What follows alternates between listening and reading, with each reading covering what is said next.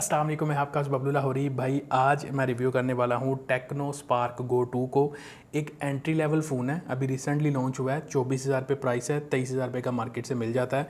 काफ़ी लोग जानना चाह रहे थे इस फ़ोन को लेना चाहिए या फिर नहीं, तो आज इस वीडियो में वही बताने वाला हूँ। अब देखो, इस फ़ोन की जो कंप्लीट स्पेसिफिकेशन है ना, वो आपको स्क्रीन पे दिखा रहा हूँ। चाहे तो वीडियो को स्टॉप करके यहाँ पे एक दफ़ा गो थ्रू कर सकते हो इसको। अब एक एंट्री लेवल फ़ोन है, शेप जो है, डिज़ाइन जो है फ़ोन का, नो डाउट इन्होंने काफ़ी अच्छा बनाया है। और बड़े बड़े जो प्लेयर्स हैं ना, उनका थोड़ा सा कर लेते हैं ये, जिसको कहते हैं कॉपी शॉपी तो बहरहाल अच्छा लगता है। डिज़ाइन डिसेंट ही है, इसका टाइटेनियम वाला कलर है मेरे पास, डिसेंट लुक है इसकी। डब्बे में इन्होंने केस भी दिया हुआ है, वो भी एक काफ़ी बेटर क्वालिटी का केस है, सिलिकन केस है, सॉफ्ट वाला। और डब्बे में फर्दर 10 वाट का चार्जर दिया हुआ है, 15 वाट चार्जिंग को ये फ़ोन सपोर्ट करता है। बैटरी टाइमिंग वाली साइड से ठीक है, अगर एक एंट्री लेवल बजट पे ज़ाहिर है कि सेकंड फ़ोन के तौर पे देख रहे हो तो उस हिसाब से भी बैटरी ठीक है। डे टू डे यूज़ में भी इसकी बैटरी सही है। चार्जिंग टाइम इसका जो 10 वाट का चार्जर डब्बे में दिया हुआ है, अगर उसको यूज़ करते हैं तो कोई अराउंड को 3 घंटे के आसपास ले जाता है। बहुत ज़्यादा चार्जिंग टाइम है ये। अगर आप 15 वाट वाला कोई चार्जर यूज़ करते हो फिर भी इसका जो चार्जिंग टाइम ना 2.5 घंटे के आसपास लाजमी जाएगा। तो चार्जिंग टाइम ज़रूर लगता है, लेकिन ओवरऑल जो इसकी बैटरी टाइमिंग है वहाँ से मुझे कोई भी कंप्लेन नहीं है। ड्यूरेबिलिटी के पॉइंट ऑफ व्यू से इन्होंने IP64 की रेटिंग दी है, वाटर और डस्ट रेजिस्टेंस की। थोड़ी सी बजट सेगमेंट में ये चीज़ें एक्सपेक्टेड नहीं होती, लेकिन इन्होंने इंप्रूव किया, ये एक अच्छी बात है। इससे जो पहले वाला था गो 1, उसमें IP54 थी गालबन, तो यहाँ पे रेटिंग बेहतर है। तो वाटर और डस्ट की जो रेजिस्टेंस है ना, वो थोड़ी सी बेटर मिलेगी इसके ऊपर। फिंगरप्रिंट मिल जाता है इस डिवाइस में, साइड माउंटेड है, स्पीड और एक्यूरेसी उसकी ठीक लगी है मुझे। डिस्प्ले है इसका बिंदी वाला पंच होल है, 720p रेजोल्यूशन वाला एक IPS डिस्प्ले है। 120 हर्ट्ज इन्होंने मेंशन किया हुआ है। 120 हर्ट्ज बेसिकली ना सेटिंग्स में ही आपको कहीं पे नज़र आएगा। वैसे जो मोस्टली डिवाइस को यूज़ करते हुए ये डिवाइस 60 हर्ट्ज 90 हर्ट्ज इसी के दरमियान में रहती है। बट अगेन बजट रेंज है, एंट्री लेवल है, तो बहुत ज़्यादा यहाँ पे कंप्लेंट्स नहीं की जा सकती। प्राइस के हिसाब से इसको मैं ओके ही रेट करूँगा। मीडिया कंज्यूम करते हुए अगर आप देखते हो तो यूट्यूब पर 1080p भी प्ले कर देता है, लेकिन पैनल की मैक्स कैपेसिटी 720p है। तो उस हिसाब से अगर देखा जाए तो ठीक है, वो डिस्प्ले के कलर्स वगैरह, मीडिया एक्सपीरियंस वगैरह ठीक है। और जो प्लस पॉइंट है ना, इस फ़ोन में स्टीरियो स्पीकर है। ऊपर वाला 40% काम करता है, नीचे वाला 60% है, but at least for the price segment ये एक अप्रिशिएबल चीज़ है, अच्छी चीज़ है यहाँ पे ब्रांड ने की। और उसके अलावा परफॉर्मेंस वाली साइड पे इसमें है यूनिसोक का T7250 हार्डवेयर। अगर मैं यहाँ पे प्राइस को देखूँ, इस फ़ोन के एंतुतु बेंचमार्क स्कोर्स को देखूँ, 2,60,000 के आसपास आते हैं। फॉर डिसेंट परफॉर्मेंस है इस प्राइस के हिसाब से। अगर ये हार्डवेयर देखा जाए, इसकी रॉ परफॉर्मेंस देखी जाए, गेमिंग तो नहीं है ऑब्वियसली, गेमिंग आप कैजुअल्स ही करनी है। ज़ाहिर है किसी ने लेना है डे टू डे यूज़ में, व्हाट्सएप ब्राउजिंग वगैरह इधर उधर, या छोटा मोटा अपना कोई काम करना, उसके लिए तो ठीक है। एज ए सेकेंड फ़ोन आप इसको कैरी कर सकते हो, वहाँ पर भी ठीक है।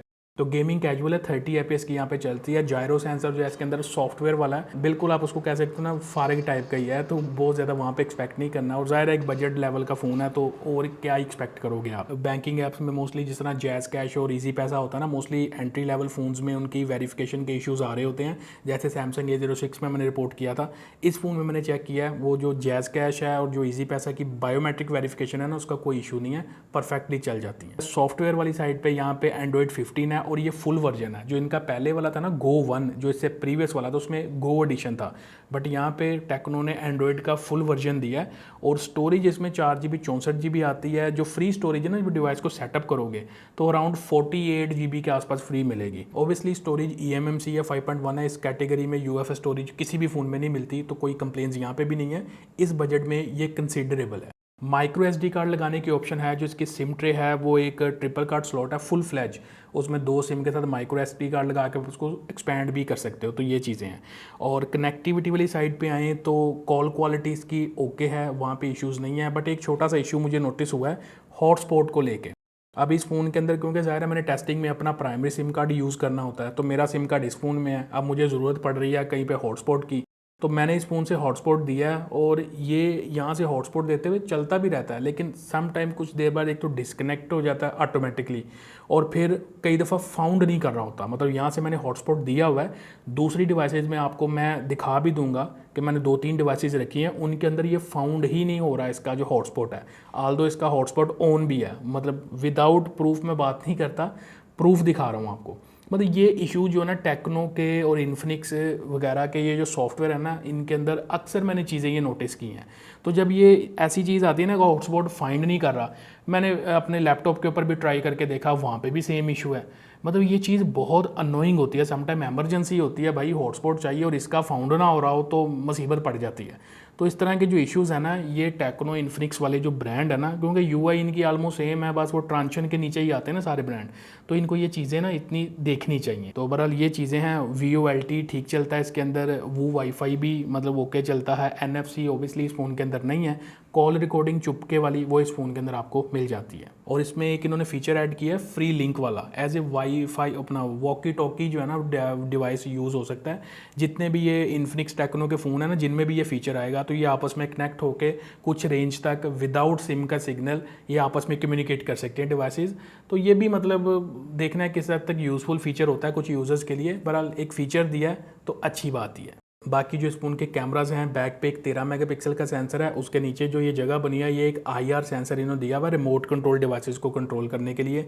और फोटोज़ इसकी मैंने ट्राई की हैं डे टाइम के ऊपर, मतलब मैं एक्सपेक्ट नहीं करा था, लेकिन फॉर द प्राइस सेगमेंट अगर फ़ोटोज़ को रेट करूँ तो डिसेंट रेट करूँगा। मतलब ये चीज़ है, डे टाइम के ऊपर मैंने फ़ोटोज़ ट्राई की हैं तो फ़ोटोज़ वगैरह ठीक दे देता। फ्रंट पे इसके जो सेल्फी है वो 8 मेगापिक्सल की है, और again for the price segment decent आपको फ़ोटोज़ फ्रंट साइड से मिल जाती हैं। Videography obviously below average type की आपको मिलती है क्योंकि कैमरा फ़ोन तो है नहीं है, लेकिन डिसेंट फोटोज़ आप बजट सेगमेंट में एंट्री लेवल पे क्लिक कर सकते हो। तो देखो ऑल इन ऑल अगर मैं देखता हूँ ना, look wise, shape wise, feature और इसकी जो प्राइस है, फ़ोन बुरा नहीं है। मतलब ये है कि अभी रिसेंट लॉन्च हुआ है तो प्राइस ये है कि डिस्काउंट कम मिल रहा है थोड़ा सा। अगर मैं स्पार्क गो 1 की तरफ जाऊँ तो वो कोई गालबन 21,500 या 22 के आसपास भी मिल रहा था। ये थोड़ा सा प्राइस जो है ना 23,000 मिल रही है।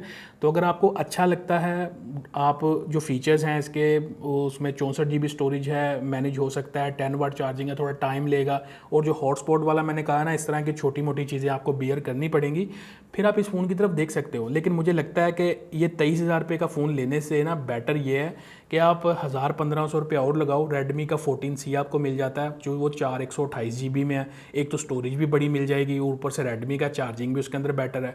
और उसके अलावा अगर सैमसंग की भी ऑप्शन आती है A06, वो भी 464 में ही है, लेकिन वो 21,500 के आसपास मिल जाता है। उसमें सारा कुछ है, डब्बे में चार्जर नहीं निकलेगा, उसका अलग से डालोगे तो पड़ वो भी कुछ 23 से 23.5 के आसपास जाएगा।